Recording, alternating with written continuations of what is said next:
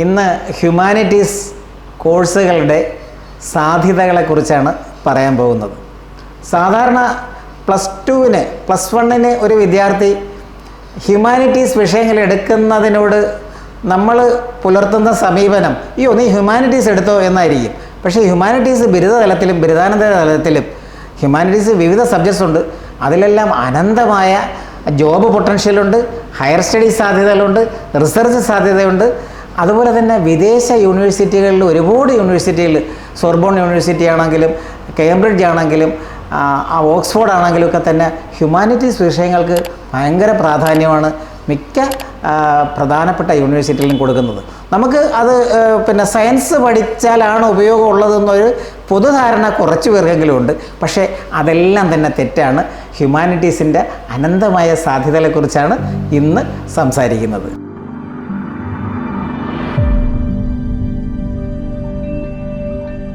നമ്മൾ ബിരുദ തലത്തിലുള്ള കോഴ്സുകളെല്ലാം മാറിത്തുടങ്ങി. ഓണേഴ്സ് കോഴ്സുകൾ വന്ന് ഓണേഴ്സ് കോഴ്സുകൾക്ക് ഒരുപാട് വ്യത്യസ്തതയുണ്ട്.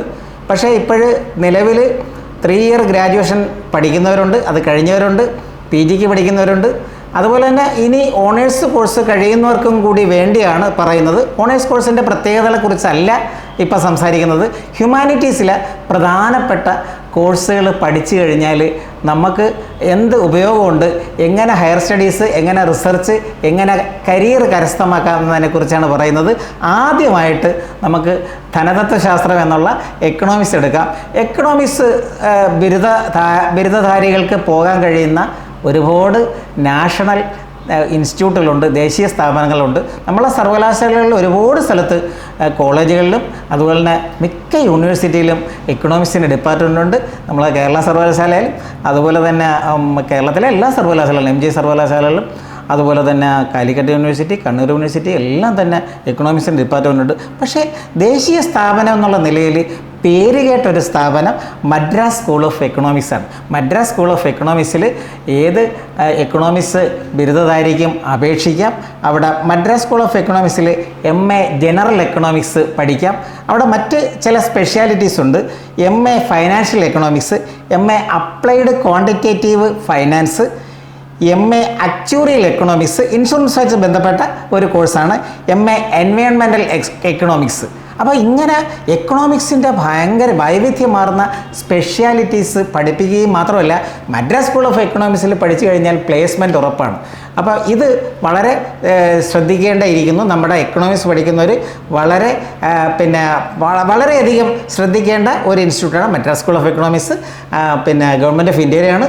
അതുപോലെ തന്നെ മറ്റൊരു പ്രധാനപ്പെട്ട ഒരു സ്ഥാപനം, എല്ലാവർക്കും IIMൽ പോകാം, ക്യാറ്റ് എഴുതാം, അതുപോലെ തന്നെ ഒരുപാട് B സ്കൂളുകളുണ്ട്, അവിടെയൊക്കെ പഠിക്കാം. പക്ഷേ എക്കണോമിക്സുകാർക്ക് വളരെ വഴങ്ങുന്ന ഒരു institute Indian institute of foreign trade, IIFT എന്ന് പറയുന്ന Indian institute of foreign trade. ഇത് ന്യൂഡൽഹിയിലും കൽക്കട്ടയിലും കാക്കിനാഡ ആന്ധ്രയിലും ഉണ്ട്.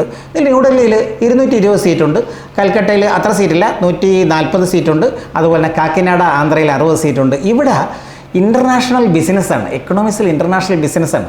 നമ്മളെ നാട്ടിൽ നിന്ന് പലർക്കും ചിലർക്കെങ്കിലും അറിയാം international business 1 year post graduation പഠിക്കുന്നതിന് വേണ്ടി UK ഒരുപാട് വിദ്യാർത്ഥികൾ പോകുന്നുണ്ട്. പലരും MBA പഠിക്കാൻ പോകുന്നതെന്ന് പറഞ്ഞാൽ അവിടെ MSc ഇൻ്റർനാഷണൽ എക്കണോമിക്സ്, ഇൻ്റർനാഷണൽ ബിസിനസ്സൊക്കെയാണ് പഠിക്കുന്നത്. MBA പഠിക്കുന്നവരുമുണ്ട്. ഇവിടെ നമ്മുടെ നാട്ടിൽ ഇൻ്റർനാഷണൽ ബിസിനസ്സിൽ MBA പഠിക്കുകയാണ്. പക്ഷേ അത് ഏത് ഗ്രാജുവേറ്റ്സിനും അപ്ലൈ ചെയ്യാം. അവിടുത്തെ ഒരു പ്രത്യേക എൻട്രൻസാണ് Indian institute of foreign trade. ഇത് ഉറപ്പായിട്ട് പ്ലേസ്മെൻറ്റ് കിട്ടും. നല്ല പാക്കേജിലാണ്. കുറച്ച് ഫീസ് അധികമാവും, പക്ഷേ നിങ്ങൾക്ക് ലോൺ കിട്ടും. ഇവിടെ ഒരു എൻട്രൻസ് മുഖാന്തരമാണ് പിന്നീട് അവിടുത്തെ പ്രവേശനം. അവിടുത്തെ സൈറ്റ് നോക്കിക്കഴിഞ്ഞാൽ വിശദ വിവരങ്ങൾ കിട്ടുമെന്ന് മാത്രമല്ല നല്ല പാക്കേജിൽ പ്ലേസ്മെൻറ്റാണ്. ഒരു B സ്കൂളിൻ്റെ അതേപോലെ തന്നെ ഉള്ള എല്ലാ സൗകര്യങ്ങളും ഈ ഇന്ത്യൻ ഇൻസ്റ്റിറ്റ്യൂട്ട് ഓഫ് ഫോറിൻ ട്രേഡിലെ 3 ക്യാമ്പസിലുണ്ട്. ഡൽഹി ക്യാമ്പസ് വളരെ വിശാലമാണ്. അത് കഴിഞ്ഞാൽ കൽക്കട്ട ക്യാമ്പസ് ഉറപ്പായിട്ട് പ്ലേസ്മെൻറ്റ് കിട്ടും. നിങ്ങൾ നോക്കുക, മറ്റ് ഗ്രാജുവേറ്റ്സിനും അവിടെ എൻട്രൻസ് എഴുതാം. പക്ഷേ എക്കണോമിക്സുകാർക്ക് കുറച്ചും കൂടെ എളുപ്പം കിട്ടുമെന്നുള്ളതാണ് മനസ്സിലാക്കുന്നത്. ഇനി വേറൊരു ഈ അടുത്ത കാലത്ത് ഈ എക്കണോമിക്സുകാർക്ക് കുറച്ചും കൂടെ വഴങ്ങുന്ന ഒരു പോസ്റ്റ് ഗ്രാജുവേഷൻ തുടങ്ങിയത് ഡെവലപ്മെൻറ്റ് സ്റ്റഡീസാണ്. ആ ഡെവലപ്മെൻറ്റ് സ്റ്റഡീസ് എന്ന് പറഞ്ഞാൽ അർബനൈസേഷൻ, അതുപോലെ തന്നെ അതിൻ്റെ സോഷ്യോ എക്കണോമിക് പിന്നെ അതിൻ്റെ ഡയമെൻഷൻസ് എല്ലാം തന്നെ പഠിക്കുന്ന, നമ്മളെ വികസന കാഴ്ചപ്പാടുകൾ കുറച്ചും കൂടെ ബോധ്യപ്പെടുത്തി പഠിപ്പിക്കുന്ന ഒരു ബ്രാഞ്ചായിട്ട് ഡെവലപ്മെൻറ്റ് സ്റ്റഡീസ് വന്നിട്ടുണ്ട്. Tata institute of social science പോലുള്ള ചില സ്ഥാപനങ്ങളിൽ development studies MA development studies പഠിക്കാം. ഉറപ്പായിട്ട് ഒരു കരിയർ കണ്ടെത്താൻ തീർച്ചയായിട്ടും കഴിയും. അതുപോലെ തന്നെ ഇന്ത്യൻ ഇക്കണോമിക് സർവീസിൽ അവർക്ക് എഴുതാം. IAS പോലെ, സിവിൽ സർവീസ് പോലെ ഇന്ത്യൻ ഇക്കണോമിക് സർവീസിൽ അവർക്ക് എഴുതാം. ഒരുപാട് പേരില്ല, മത്സരിക്കാൻ ഒരുപാട് പേർക്ക് IAS കിട്ടുന്നുമില്ല, എങ്കിൽ തന്നെയും അത് എഴുതാം. അതുപോലെ തന്നെ പിന്നീട് എക്കണോമിക്സ് ആൻഡ് സ്റ്റാറ്റിസ്റ്റിക്സ് സർവീസ് എല്ലാ സ്റ്റേറ്റിലും ഉണ്ട്, കേരള സ്റ്റേറ്റിലും ഉണ്ട്. അവിടെയും അവർക്ക് ജോലിക്ക് ശ്രമിക്കാവുന്നതാണ്. അപ്പോൾ പിന്നീട് ഉള്ളത് ട്രേഡ്, മാർക്കറ്റിങ്, സെല്ലിങ്, അതുപോലെ തന്നെ ലോജിസ്റ്റിക്സ്, ഇൻ്റർനാഷണൽ ബിസിനസ്, അതുപോലെ തന്നെ ടാക്സേഷൻ, വെൽത്ത് മാനേജ്മെൻറ്റ്, പിന്നെ വേറൊന്നുള്ള സ്റ്റോക്ക് മാർക്കറ്റ് ബ്രോക്കേഴ്സ് എന്ന് പറഞ്ഞാൽ അവരെ ഒരിക്കലും ചെറുതാക്കരുത്. കാരണം അത് നല്ലൊരു ക്വാളിറ്റി ജോബാണ്. അതിൽ പിന്നെ സ്ത്രീകൾ പോലും കടന്നു വരുന്നുണ്ട്. അതിനൊക്കെ പോസ്റ്റ് ഗ്രാജുവേറ്റ് ഡിപ്ലോമ സർട്ടിഫിക്കേഷനൊക്കെ കൊടുക്കുന്ന ഒരുപാട് സ്ഥാപനങ്ങളുണ്ട്. ഇക്കണോമിക്സുകാർക്ക് അതിലെല്ലാം തന്നെ കരുത്ത് തെളിയിക്കാൻ ഉറപ്പായിട്ട് കഴിയും. അത്രമാത്രം ജോബ് പൊട്ടൻഷ്യലുള്ള ഒരു ഏരിയയാണ്, ഒരു ബ്രാഞ്ചാണ് ധനതത്വശാസ്ത്രം, എക്കണോമിക്സ്. ഇനി നമുക്ക് ചരിത്രം എന്ന വിഷയത്തിലേക്ക് പോകാം. ചരിത്രം പഠിക്കാനായിട്ട് ഇന്ന് പല വിദ്യാർത്ഥികൾക്കും മടിയാണ്. ചരിത്രമൊക്കെ എന്തിനു വേണ്ടി പഠിക്കുന്നു എന്നുള്ളതാണ്.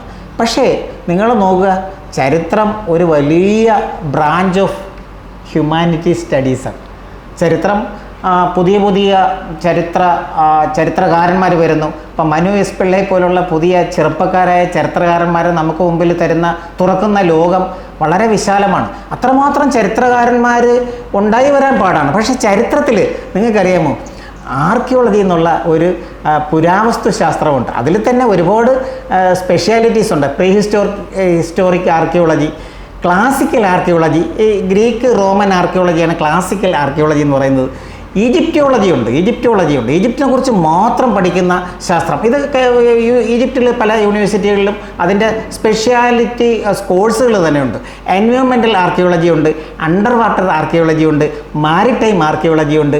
ആർക്കിയോളജിക്കൽ എക്സ്കവേഷനൊക്കെ താല്പര്യമുള്ള കുറച്ചൊക്കെ അഡ്വഞ്ചറസ് ആയിട്ടുള്ള ആൺകുട്ടികളും പെൺകുട്ടികളും തിരഞ്ഞെടുക്കാൻ പറ്റിയത് BA ഹിസ്റ്ററി കഴിഞ്ഞിട്ട്, ഗ്രാജുവേഷൻ കഴിഞ്ഞിട്ട് പോസ്റ്റ് ഗ്രാജുവേഷനിൽ ആർക്കിയോളജി തിരഞ്ഞെടുക്കുക. ആർക്കിയോളജി മാത്രമല്ല, ആർക്കിയോളജിയോടൊപ്പം മീസിയോളജി, പലരും കേട്ടാണ് മീസിയോളജി, MA മീസിയോളജി ഉണ്ട് നമ്മളെ രാജ്യത്ത് പല യൂണിവേഴ്സിറ്റിയിലും. കേരളത്തിൽ തന്നെ സംസ്കൃത യൂണിവേഴ്സിറ്റിയിൽ, ശ്രീശങ്കരാചാര്യ സംസ്കൃത യൂണിവേഴ്സിറ്റിയിൽ MA മീസിയോളജി തുടങ്ങിയിട്ടുണ്ട്. MA അപ്പം നല്ല ഡിപ്പാർട്ട്മെൻറ്റ് നോക്കി പിന്നെ അവിടുത്തെ അടിസ്ഥാന സൗകര്യങ്ങൾ നോക്കി തീർച്ചയായിട്ടും നിങ്ങൾക്ക് തിരഞ്ഞെടുക്കാം. വേറെ ചില യൂണിവേഴ്സിറ്റികളും കൂടെ പറഞ്ഞുതരാം. പിന്നീടുള്ള മ്യൂസിയോളജി, പിന്നെ കൺസർവേഷൻ. ആർക്കിയോളജിയിൽ ഒന്നാണ് കൺസർവേഷൻ, അതായത് ഇതിൻ്റെ സംരക്ഷണം, ആർക്കിയോളജിക്കൽ മോണുമെൻറ്റ്സിൻ്റെ സംരക്ഷണം. ഇത് ശാസ്ത്രീയമായിട്ട് പഠിക്കാനായിട്ട് സ്ഥാപനമുണ്ട്. പിന്നെ കൺസർവേഷൻ പഠിക്കുന്നതിന് മിക്കവാറും ദേശീയ സ്ഥാപനങ്ങളിലൊക്കെ കെമിസ്ട്രി ഒരു വിഷയമായിട്ട് ബിരുദം പഠിച്ചവർക്കാണ് കൊടുക്കുന്നത്. പിന്നെ ഒരു കാര്യം പറയാനുള്ളത്, ഈ നമ്മൾ ആർക്കിയോളജിയൊക്കെ പഠിക്കാനായിട്ട് നാഷണൽ മ്യൂസിയം ഇൻസ്റ്റിറ്റ്യൂട്ട് ആണ് ഏറ്റവും നല്ല സ്ഥാപനം. അത് ദേശീയ സ്ഥാപനമാണ്, ഇന്ത്യ ഗവൺമെൻറ് കീഴിലുള്ളതാണ്. ഇപ്പോൾ ഗവൺമെൻറ് ഓഫ് ഇന്ത്യയുടെ നാഷണൽ മ്യൂസിയം ഇൻസ്റ്റിറ്റ്യൂട്ട്. ഇവിടെ MA ആർക്കിയോളജി ഉണ്ട്, MA മ്യൂസിയോളജി ഉണ്ട്, MA കൺസർവേഷൻ ആർക്കിയോളജി ഉണ്ട്, അതുപോലെ തന്നെ MA ഹിസ്റ്ററി ഓഫ് ആർട്ട് ഉണ്ട്, MA palaeography, epigraphy and numismatics. പാലിയോഗ്രഫിയും എപ്പിഗ്രാഫിയൊക്കെ പഴയ കാലത്തെ എഴുത്തിനെക്കുറിച്ച്, സ്ക്രിപ്റ്റിനെക്കുറിച്ച്, നമ്മൾ പഴയ കാലത്തെ ഗ്രന്ഥങ്ങൾ, ഇലയിലും താളിയോലയിലൊക്കെ എഴുതുന്ന ഗ്രന്ഥങ്ങൾ, മെറ്റലിൽ എഴുതുന്നത് പലതും വായിക്കാൻ പറ്റത്തില്ല. പഴയ പാലി ഭാഷ വായിക്കാൻ പറ്റത്തില്ല, പ്രാകൃത ഭാഷ പലർക്കും വായിക്കാൻ പറ്റത്തില്ല. പക്ഷേ അതൊക്കെ എങ്ങനെയാണെന്ന് ഹൈറോഗ്ലിഫിക്സ്, ഈജിപ്ഷ്യൻ ഹൈറോഗ്ലിഫിക്സ്, ക്യൂണിഫോം ഭാഷകൾ, അതുപോലെ തന്നെ ഒരുപാട് ഇതുപോലെ നമുക്ക് ഇന്ന് പലർക്കും വായിക്കാൻ കഴിയാത്ത ഭാഷകൾ പഠിപ്പിക്കുന്ന ഒരു പിന്നെ ഭാഷാശാസ്ത്രമാണ്. അത് ആർക്കിയോളജിയിലുള്ളതാണ്, ഹിസ്റ്ററിയിലുള്ളതാണ്, പാലിയോഗ്രഫിയും എപ്പിഗ്രാഫിയും, അതുപോലെ തന്നെ നാണയങ്ങളെക്കുറിച്ചുള്ള പഴയ റോമൻ നാണയങ്ങൾ അവിടെ നിന്ന് ഇവിടെ നിന്നൊക്കെ കണ്ടെത്തി എന്നൊക്കെ നമ്മൾ സാധാരണ കണ്ടത്. എക്സ്കവേഷൻകാരാണ് നടത്തുന്നത്. മിക്കവാറും ആർക്കിയോളജി സ്റ്റുഡൻസ് ആയിരിക്കും അത് കണ്ടെത്തുന്നത്, അല്ലെങ്കിൽ ആർക്കിയോളജി സയൻറ്റിസ്റ്റ് ആയിരിക്കും കണ്ടെത്തുന്നത്. ഈ നാണയങ്ങളെക്കുറിച്ചുള്ള നാണയ നിർണയ പഠനമാണ് ന്യൂമിസ്മാറ്റിക്സ്. ഇതും നാഷണൽ മ്യൂസിയം ഇൻസ്റ്റിറ്റ്യൂട്ടിൽ ഈ അടുത്ത കാലത്ത് തുടങ്ങിയിട്ടുണ്ട്. അപ്പോൾ അവിടെ തന്നെ പിന്നെ ഇത്രയും 5ഓളം MA കോഴ്സുകളുണ്ട്. ഇതൊക്കെ പഠിച്ചു കഴിഞ്ഞാൽ നിങ്ങൾക്ക് അവിടെ PhD ചെയ്യാം വിത്ത് സ്കോളർഷിപ്പ്. അപ്പോൾ ഇതിനൊരു ദേശീയ സ്ഥാപനം ഉണ്ടെന്നുള്ളത് തന്നെ ഈ ഹ്യൂമാനിറ്റീസ് വിങ്ങിൻ്റെ ഒരു പ്രാധാന്യം നമുക്ക് മനസ്സിലാക്കി തരുന്ന ഒന്നാണ്. അപ്പോൾ നമുക്ക് അതുപോലെ തന്നെ മാനുസ്ക്രിപ്റ്റോളജി, ചില സ്ഥലങ്ങളിൽ മാനുസ്ക്രിപ്റ്റോളജി ഉണ്ട്. പിന്നെ ഞാൻ നേരത്തെ അണ്ടർ വാട്ടർ ആർക്കിയോളജി പറഞ്ഞ്.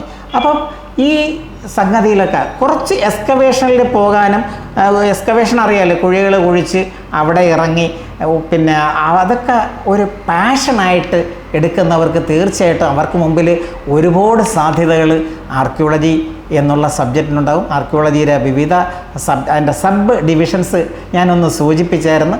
മാത്രമല്ല ഇത് Alexandria university Egypt, Cairo university, Al-Azhar university, കെയ്റോയിൽ തന്നെ ഉള്ള ഒരു അമേരിക്കൻ യൂണിവേഴ്സിറ്റി ഉണ്ട്.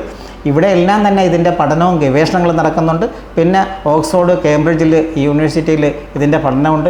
അമേരിക്കയിൽ 10ഓളം ടോപ്പ് യൂണിവേഴ്സിറ്റിയിൽ ആർക്കിയോളജി പഠനമുണ്ട്.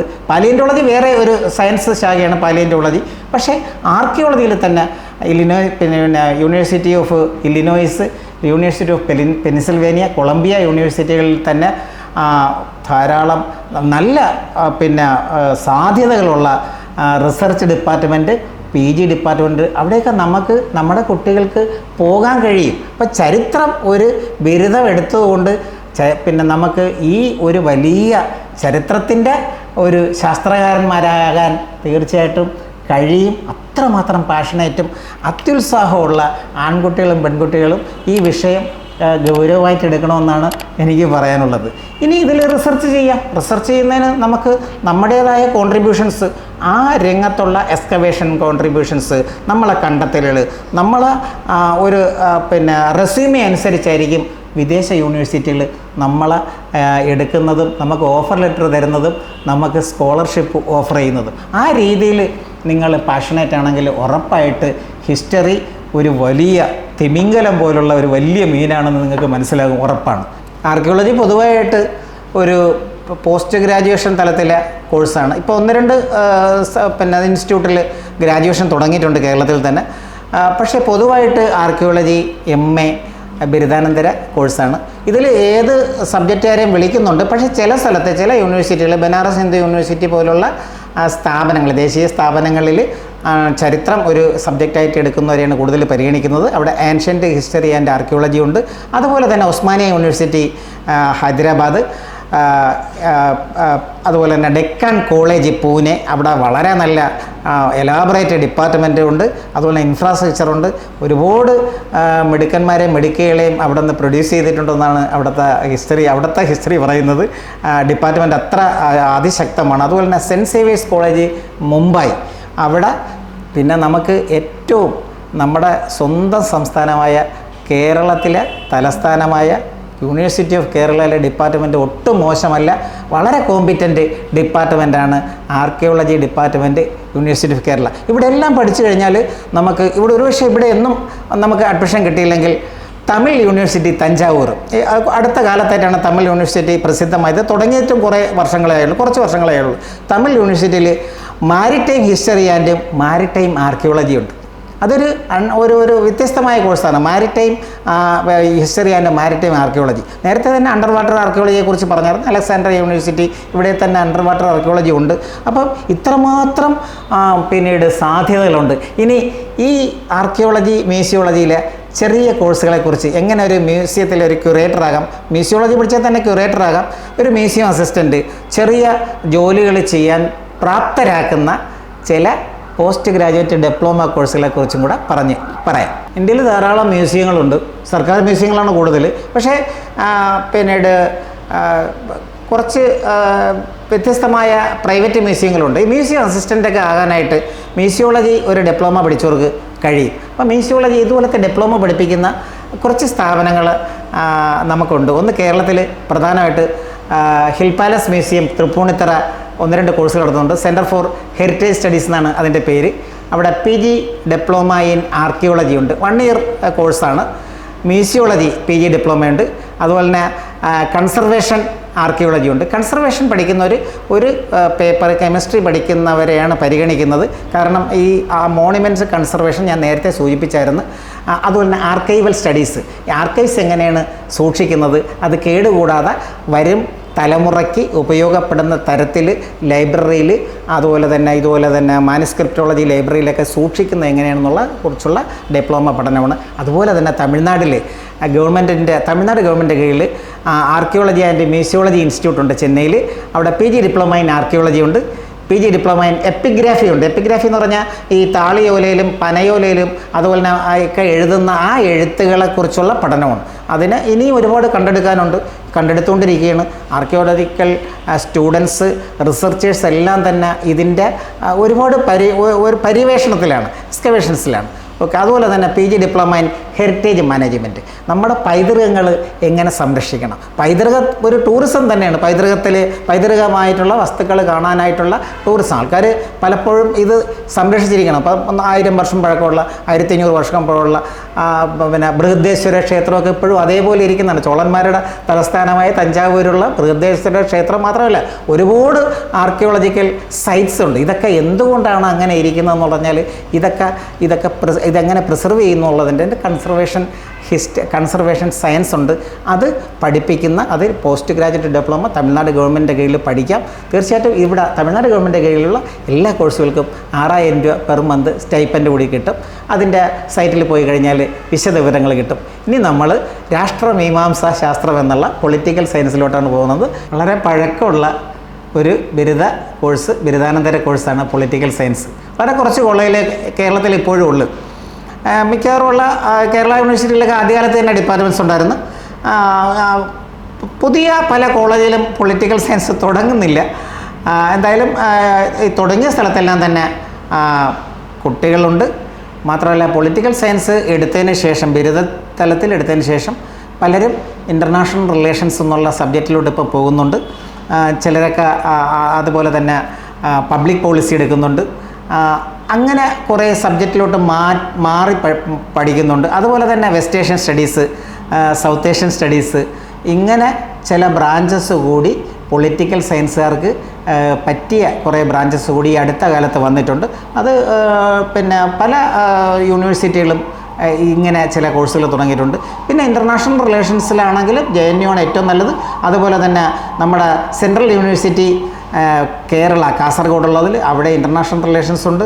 ഇതെല്ലാം പൊതു എൻട്രൻസ് CUET PG എൻട്രൻസ് വഴിയാണ് കിട്ടുന്നത്. ഇതിൽ റിസർച്ച് ചെയ്യാം. ഇൻ്റർനാഷണൽ റിലേഷൻസ് വളരെ രസകരമായ സബ്ജക്റ്റ് എന്നാണ് അതിൻ്റെ പഠിച്ചവർ പറയുന്നത്. ഉറപ്പായിട്ടും നിങ്ങൾക്ക് എംബസികളിലൊക്കെ ശ്രമിക്കാം, പിന്നെ സിവിൽ സർവീസ് ശ്രമിക്കാം. അതുപോലെ തന്നെ റിസർച്ച് ചെയ്ത് നിങ്ങൾക്ക് കോളേജുകളിൽ യൂണിവേഴ്സിറ്റികളിലൊക്കെ ഫാക്കൽറ്റി ആകാനും മെഡിക്കലും വേണമല്ലോ. അതുകൊണ്ട് തന്നെ പൊളിറ്റിക്കൽ സയൻസിന് ഇപ്പോഴും നല്ല സാധ്യതകളുണ്ട്. അതേപോലെ തന്നെ ഇതിൽ ചില വ്യത്യസ്തമായ കോഴ്സുകൾ കൂടി ഞാനൊന്ന് സൂചിപ്പിക്കാം. ഇപ്പോൾ Guwahati campus, Tata institute of social സയൻസിലെ ഗോഹട്ടി ക്യാമ്പസിൽ പീസ് ആൻഡ് കോൺഫ്ലിക്റ്റ് സ്റ്റഡീസ് ഉണ്ട്. പീസ് ആൻഡ് കോൺഫ്ലിക്റ്റ് സ്റ്റഡീസ് പഠിച്ചു കഴിഞ്ഞാൽ മിടുക്കർക്കും അത്യുത്സാഹമുള്ള കുട്ടികൾക്കും വേണമെങ്കിൽ UN ഐക്യരാഷ്ട്രസഭയിലെ ഏതെങ്കിലും വിഭാഗത്തിൽ പോലും ജോലി കണ്ടെത്താൻ കഴിയും. അതുപോലെ തന്നെ south Asian studies, MA south Asian studies നമ്മൾ അധികം പേര് കേട്ടിട്ടില്ല. പോണ്ടിച്ചേരി യൂണിവേഴ്സിറ്റിയിൽ സാർക്ക് രാജ്യങ്ങളുടെ സഹകരണത്തോടെ തുടങ്ങിയ ഒരു വളരെ എസ്റ്റാബ്ലിഷ്ഡ് ആയിട്ടുള്ള ഒരു ഡിപ്പാർട്ട്മെൻറ്റാണ് സൗത്ത് ഏഷ്യൻ സ്റ്റഡീസ്. അത് പഠിച്ചിട്ട് നിങ്ങൾക്ക് റിസർച്ച് ചെയ്യാം. വേണമെങ്കിൽ സാർക്ക് രാജ്യങ്ങളിൽ നിങ്ങളെ മിടുക്ക് പോലെ, ഉത്സാഹം പോലെ ജോലിക്ക് ശ്രമിക്കാം. അപ്പം അതും ഒരു സബ്ജക്റ്റാണ്. അത് പൊളിറ്റിക്കൽ സയൻസിൻ്റെ ഒരു വിഭാഗമാണ്. അപ്പോൾ ഇങ്ങനെ യൂണിവേഴ്സിറ്റി ഓഫ് കേരളയിൽ വെസ്റ്റ് ഏഷ്യൻ സ്റ്റഡീസ് ഉണ്ട്. ഇങ്ങനെ ഒരുപാട് സ്ഥലത്തിലുള്ള പിന്നീട് European studies, Australian studies, African studies, ഇതൊക്കെ ഓരോ എലക്റ്റീവ്സാണ്. JNUവിൽ ഇതിനെല്ലാം തന്നെ സ്പെഷ്യലൈസ് ചെയ്ത് റിസർച്ച് ചെയ്യാൻ കഴിയും. ഇൻ്റർനാഷണൽ റിലേഷൻസ് പഠിക്കുന്നവർക്ക് വേണമെങ്കിൽ, അല്പം എഴുതാനൊക്കെ കഴിവുള്ളവർക്ക് വേണമെങ്കിൽ ഈ മീഡിയ ഡെസ്കിൽ, ഇൻ്റർനാഷണൽ റിലേഷൻസ് കൈകാര്യം ചെയ്യുന്ന ഡെസ്കിൽ നിങ്ങൾക്ക് ജോലി ഉറപ്പായി കിട്ടും. അത് വിഷ്വൽ മീഡിയയിലാണെങ്കിലും പ്രിൻറ്റ് മീഡിയയിലാണെങ്കിലും. അതിന് ഒരു ജേർണലിസം കോഴ്സൊക്കെ വേണമെങ്കിൽ ചെയ്യാം, ഒരു ഡിപ്ലോമ കോഴ്സോ സർട്ടിഫിക്കേഷനൊക്കെ വേണമെങ്കിൽ ചെയ്യാം. അതില്ലാതെ പോലും കഴിവ് തെളിയിച്ചു കഴിഞ്ഞാൽ തീർച്ചയായിട്ടും അന്തർദേശീയ വാർത്തകൾ വിശകലനം ചെയ്യുന്ന ഒരു വിഭാഗം എല്ലാ ടോപ്പ് മീഡിയയിലും ഉണ്ട്. തീർച്ചയായിട്ടും അവിടെയും നിങ്ങൾക്ക് ഒരു കൈ നോക്കാം. മറ്റൊരു പ്രധാനപ്പെട്ട ബ്രാഞ്ചാണ് സോഷ്യോളജി. സോഷ്യോളജിയിൽ ചെറിയ മാറ്റങ്ങൾ ഈ അടുത്ത കാലത്ത് വന്ന്, ബിരുദ കോഴ്സിൻ്റെ പേര് തന്നെ BSW ബാച്ചിലർ ഓഫ് സോഷ്യൽ വർക്കുണ്ട്. അതിന് മുമ്പ് തന്നെ MSW പല സ്ഥലത്തും, ലയോള കോളേജിൽ, രാജഗിരി കോളേജിലൊക്കെ MSW വന്നിട്ട് വർഷങ്ങളായി. അത് Rajagiri college of social science ഒക്കെ വന്നിട്ട് തന്നെ എത്രയോ പതിറ്റാണ്ടുകളായി. BA സോഷ്യോളജി പഠിക്കണമെന്ന് നിർബന്ധമൊന്നുമില്ല MA സോഷ്യോളജിക്ക് പോകാൻ. ഏതെങ്കിലും ഹ്യൂമാനിറ്റീസ് സബ്ജക്ട്സ്, സയൻസ് സബ്ജക്റ്റ് ആണെങ്കിലും അവർക്ക് പോകാൻ കഴിയും. പക്ഷേ MA സോഷ്യോളജിയേക്കാളും കുറച്ചും കൂടി ജോലി സാധ്യതകൾ വിദേശത്തൊക്കെ പരിഗണിക്കുന്നത് മാസ്റ്റർ ഓഫ് സോഷ്യൽ വർക്ക് എന്നുള്ള MSW കോഴ്സാണ്. സോഷ്യോളജി ഡിപ്പാർട്ട്മെൻറ്റ് നമ്മളെ കേരള യൂണിവേഴ്സിറ്റിയിലും പല യൂണിവേഴ്സിറ്റികളിലുണ്ട്. പക്ഷേ അവിടെയും ഇപ്പോൾ MSW കോഴ്സ് ഇപ്പോൾ തുടങ്ങിയിട്ടുണ്ട്. പിന്നെ അടുത്ത കാലത്ത് കേരള യൂണിവേഴ്സിറ്റിയിലും MA സോഷ്യോളജി മാത്രമേ ഉള്ളായിരുന്നു, ഇപ്പോൾ MSW ആരംഭിച്ചിട്ടുണ്ട്. എന്തായാലും MSW കോഴ്സുകാർക്ക് ഇവിടെ വെൽഫെയർ ഓഫീസറാകാം, സർക്കാരിലും ചില വെൽഫെയർ ഓഫീസറാകാം. അതുപോലെ തന്നെ പിന്നെ ജുവനൈൽ ഹോമിൽ ജോലി കിട്ടും. പലപ്പോഴും ചില സോഷ്യൽ വെൽഫെയർ ഡിപ്പാർട്ട്മെൻറ്റിലൊക്കെ ജോലി കിട്ടാനുള്ള സാധ്യതകളുണ്ട്. അതുപോലെ തന്നെ അംഗൻവാടി സൂപ്പർവൈസറായിട്ട് കിട്ടുന്ന MA സോഷ്യോളജി MSW കഴിഞ്ഞവർക്കാണ്. ലേഡീസിനാണ് അത് മാറ്റി വെച്ചേക്കുന്നതാണ് എൻ്റെ അറിവ്. അതുപോലെ തന്നെ പിന്നീട് HR മാനേജറായിട്ട്, ഒരു കാലത്ത് HR മാനേജറായിട്ട് MSW-കാരായിരുന്നു കമ്പനി പോസ്റ്റ് ചെയ്യുന്നത്. ഇപ്പോൾ പിന്നെ MBA-ക്കാർ ആവശ്യം പോലെ ഉണ്ടെങ്കിലും HR മാനേജറാവാം. പല നോൺ ഗവൺമെൻറ് ഓർഗനൈസേഷൻ്റെ വർക്കുകൾ ഇവിടെ നടക്കുന്നുണ്ട്. സർക്കാരിനെ സഹായിക്കാനായിട്ട് ഒരുപാട് നോൺ ഗവൺമെൻറ് ഓർഗനൈസേഷൻസിൻ്റെ പ്രോജക്ട്സുകൾ ഇവിടെയുണ്ട്. വിദേശ ഫണ്ടോടുകൂടി അല്ലെങ്കിൽ സ്വദേശ പ്രോജക്റ്റുകളുണ്ട്. ഈ പ്രോജക്റ്റ് മാനേജറായിട്ട് MSW-കാർക്ക് നന്നായിട്ട് തിളങ്ങാൻ കഴിയും. അങ്ങനെയൊക്കെ ഒരുപാട് ജോലിയുണ്ട്. മിക്കവാറും ഇന്ത്യയിൽ പ്രോജക്ട്സിലാണ് പലരും നിൽക്കുന്നത്. ഒരുപാട് തരം പേരുണ്ട്. പിന്നെ എൻവയോൺമെൻറ്റൽ പ്രോജക്ട്സ് ഉണ്ട്, അതുപോലെ തന്നെ പിന്നെ റൂറൽ ഡെവലപ്മെൻറ്റ്, റീഹാബിലിറ്റേഷൻ പ്രോജക്ട്സ്, അങ്ങനെ ഒത്തിരി പ്രോജക്ട്സ് ഉണ്ട്. ഇതെല്ലാം പിന്നെ മാനവിക ശാസ്ത്രത്തിൻ്റെ ഏറ്റവും നല്ല പിന്നീട് പൊട്ടൻഷ്യലുള്ള കരിയറാണ് MSW. ഇനി MSW കരിയർ കൊണ്ട് നമുക്ക് പ്രോജക്റ്റ് മാനേജറും മാത്രമല്ല, നമുക്ക് വിദേശത്ത് പോകാം. ഏറ്റവും കൂടുതൽ സാധ്യത UK-യിലും അമേരിക്കയിലുണ്ട്. അമേരിക്കയിൽ ഒരു വർഷം 65,000 പേരോളം പുതിയ പോസ്റ്റ് ആവശ്യമുണ്ട്. അമേരിക്കയിൽ ഇത് അധികം പേര് പഠിക്കുന്നില്ലെന്നാണ് അറിവ്. അപ്പോൾ വിദേശീയരെ കൊണ്ടാണ് ആ വിടവ് നികത്തുന്നത്. ഒരു 65,000 പേര് ഒരു വർഷം ആ പോസ്റ്റുണ്ട്. ഇപ്പോൾ 7.5-8 ലക്ഷം പേര് അവിടെ വർക്ക് ചെയ്യണം. അവിടെ പ്രധാനമായിട്ട് supportive social worker, supportive councillor, അതുപോലെ തന്നെ റിലേഷൻഷിപ്പ് കൗൺസിലർ. അവർക്ക് ഒരുപാട് അവിടുത്തെ ഫാമിലി അവസ്ഥകൾ വ്യത്യസ്തമാണ്, ഇന്ത്യയിൽ നിന്ന് വ്യത്യസ്തമാണ്. അതുകൊണ്ട് തന്നെ കൂടുതൽ അവർക്ക് ജോബ് പൊട്ടൻഷ്യൽ ഉള്ള ഏരിയകളാണ്. അതുപോലെ തന്നെ എല്ലാ സ്കൂളിലും ഒരു സ്കൂൾ കൗൺസിലർ കാണും. അത് സൈക്കോളജിസ്റ്റ് ആയിരിക്കില്ല. സൈക്കോളജിസ്റ്റിൻ്റെ അടുത്ത് എത്തുന്നതിന് മുമ്പ് സോഷ്യൽ വർക്കർ, അത് medical psychiatry, social work MSW എലക്റ്റീവായിട്ട് എടുത്തവർ, അതുപോലെ തന്നെ ചൈൽഡ് റൈറ്റ്സ് എലക്റ്റീവായിട്ട് എടുക്കാം. ഇവിടെ ഇന്ത്യയിൽ പഠിച്ചിട്ട് കുറച്ച് ഉത്സാഹം ഉണ്ടെങ്കിൽ അത്യുത്സാഹികളായ ആൺകുട്ടികളും പെൺകുട്ടികൾക്കും വേണമെങ്കിൽ USA-ൽ ജോലി ചെയ്യാം. എങ്ങനെ USA-ൽ ജോലി ചെയ്യാമെന്ന് ചോദിച്ചു കഴിഞ്ഞാൽ അവിടെ ചെന്നാൽ ഉടനെ കിട്ടത്തില്ല. അവിടെ കുറച്ച് ഒരു ചലഞ്ചിങ് ആണ്. അവിടെ നമ്മൾ ഏകദേശം 1 വർഷത്തോളം നിന്ന് association of social work board നടത്തുന്ന ഒരു എലിജിബിലിറ്റി എക്സാമിനേഷൻ ഉണ്ട്. ആ എക്സാമിനേഷൻ പാസ്സായി കഴിഞ്ഞാൽ ഉറപ്പായിട്ട് അവിടെ സോഷ്യൽ വർക്കർ പോസ്റ്റ് കിട്ടും. നിങ്ങൾ സെർച്ച് ചെയ്യാം, MSW ജോബ്സ് ഇൻ USA എന്ന് സെർച്ച് ചെയ്ത് കഴിഞ്ഞാൽ എവറിത്തിങ് യു വിൽ ഗെറ്റ്. അപ്പം അത്രമാത്രം പൊട്ടൻഷ്യലുള്ള ഏരിയയാണ്. ഇനി ടാറ്റ ഇൻസ്റ്റിറ്റ്യൂട്ട് ഓഫ് സോഷ്യൽ സയൻസിനെ കൂടി നമ്മളൊന്ന് സൂചിപ്പിക്കുകയാണ്. കാരണം TISS എന്നുള്ള ഒരു ദേശീയ സ്ഥാപനമാണ്. TISS എന്നുള്ള 1936 ആരംഭിച്ച TISS-ന് ഇപ്പോഴും കുറച്ച് ക്യാമ്പസ് അധികമുണ്ട്. തുൾജാപൂരിൽ ക്യാമ്പസ് ഉണ്ട്, മുംബൈക്ക് പുറമെ. അതുപോലെ തന്നെ ഗുവാഹട്ടിയിൽ ക്യാമ്പസ് ഉണ്ട്, ഹൈദരാബാദിൽ ക്യാമ്പസ് ഉണ്ട്, ലക്നൗവിൽ ക്യാമ്പസ് ഉണ്ട്. ഇവിടെ ഈ TISS-ൽ ഒരുപാട് ഹ്യൂമാനിറ്റീസ് കോഴ്സുകളുണ്ട്. അതിൽ MSW ഉണ്ട്, അതുപോലെ തന്നെ കൗൺസിലിംഗ് സൈക്കോളജി ഉണ്ട്, MA വിമൺ സ്റ്റഡീസ് ഉണ്ട്, ഇത് വിദേശത്ത് പലപ്പോഴും വിമൻ സ്റ്റഡീസ് മാത്രമല്ല ജെൻഡർ സ്റ്റഡീസ് എന്നുള്ള പേരിൽ റിസർച്ച് ചെയ്യാം. അതുപോലെ തന്നെ MA റൂറൽ ഡെവലപ്മെൻ്റ് ഉണ്ട്, MA സോഷ്യൽ എൻ്റർപ്രണർഷിപ്പ് ഉണ്ട്, MA public policy and governance ഉണ്ട്. അപ്പോൾ ഇങ്ങനെ ധാരാളം കോഴ്സുകൾ Tata institute of social science ഉണ്ട്. മിക്കവാറും മെയിൻ ക്യാമ്പസിലാണ് ജോലിയുള്ളത്. നിങ്ങൾ പിന്നെ ഈ കോഴ്സുകളുള്ളത് നോക്കിയാൽ മതി, സെർച്ച് ചെയ്താൽ കിട്ടും. അപ്പം ഇത് മാത്രമല്ല, ഇത് നിങ്ങൾക്ക് കൊളംബിയ യൂണിവേഴ്സിറ്റിയിൽ അതുപോലെ തന്നെ മിക്കവാറുമുള്ള യൂണിവേഴ്സിറ്റികളിൽ, നേരത്തെ പറഞ്ഞ പെൻസിൽവാനിയ യൂണിവേഴ്സിറ്റിയിൽ മാത്രമല്ല, ഇത് യൂറോപ്പിലുള്ള പല യൂണിവേഴ്സിറ്റികളിലും നമുക്ക് പോകാൻ കോമൺവെൽത്ത് രാജ്യങ്ങളായിരിക്കും എളുപ്പം, കാരണം വിദേശ ഭാഷ പഠിക്കാതെ തന്നെ പോകാം. തീർച്ചയായിട്ടും ഈ സോഷ്യോളജി ഒരു വലിയ കിങ് ഓഫ് ജോബ്സാണ്, കിങ് ഓഫ് കരിയേഴ്സാണ്. അതൊരു ചെറിയ ഒരു ജോബ് സാധ്യതയുള്ള ഒരു അടഞ്ഞ കോഴ്സല്ല. അത്രമാത്രം സോഷ്യൽ എക്സ്പോഷർ കിട്ടുന്ന, നല്ല വരുമാനം ലഭിക്കുന്ന, വിദേശത്ത് സാധ്യതയുള്ള ഒരു കോഴ്സാണ് സോഷ്യോളജി. അപ്പോൾ സോഷ്യോളജി പോലും ഒരു ചെറിയ മീനല്ല കരിയർ ഏരിയയിൽ.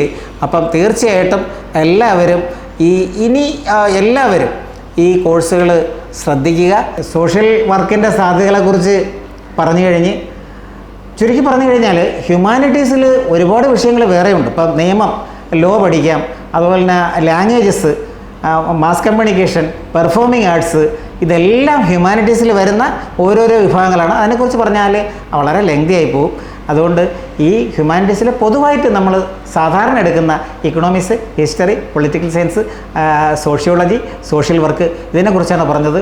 ഇതിൽ തീർച്ചയായിട്ടും ആവശ്യം പോലെ കരിയേഴ്സ് ഉണ്ട്. അത്യുത്സാഹികളായ ആൺകുട്ടികളും പെൺകുട്ടികളും മുന്നോട്ട് വരണം. Have A wonderful career in humanities. Thank you.